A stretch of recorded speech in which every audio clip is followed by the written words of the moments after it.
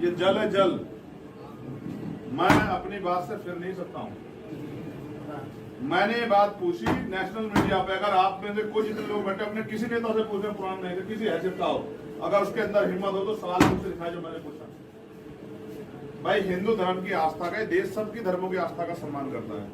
हिंदू धर्म की आस्था है, 10 दिन कावड़ चलता है, सारे होटल बंद होते हैं, अस्पताल बंद होते हैं। कई बार ऐसा हो कि अस्पताल जाना होता है लेकिन उनका साथ जा नहीं सकते, कहीं और को जाते हैं, परेशान होते हैं। लेकिन क्योंकि उनकी आस्था को ठेस ना पहुंचे और उनकी धर्म में कोई रिकॉर्ड ना, तो लोग सहते हैं उसको, सहते नहीं सहते।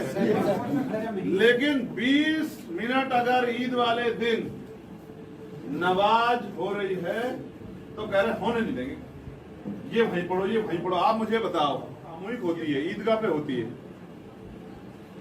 तो सब लोग इकट्ठा होते हैं, तो कह रहे नहीं करने नहीं देंगे, करने नहीं देंगे, ये हो जाएगा वो हो जाएगा। तो क्यों? ये क्या है? देश एक ही धर्म का है?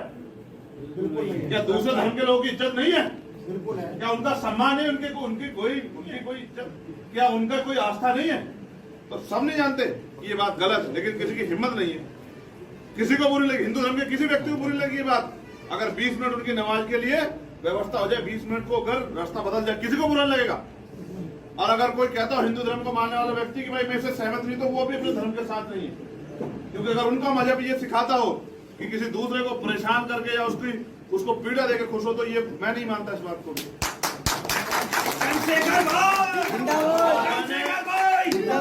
मैंने नेशनल टीवी पे बात पूछी कि भाई आप मुझे बताओ मीडिया के साथ, तो क्या मैं गलत हूँ?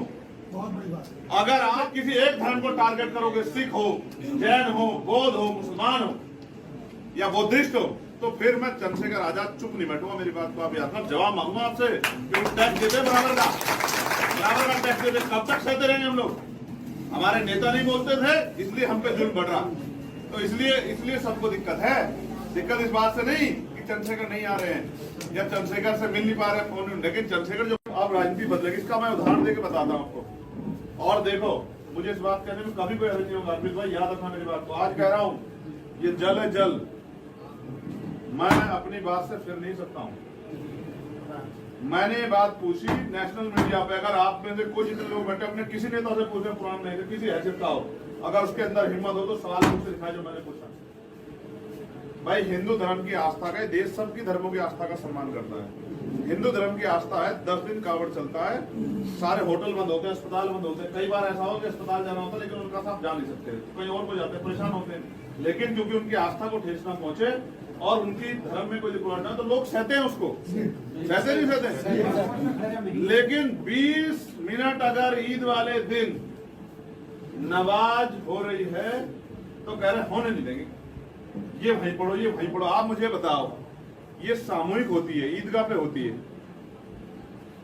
तो सब लोग इकट्ठा होते हैं, तो कह रहे नहीं करने नहीं देंगे, करने नहीं देंगे, ये हो जाएगा वो हो जाएगा। तो क्यों? ये क्या है? देश एक ही धर्म का है? क्या दूसरे धर्म के लोगों की इज्जत नहीं है?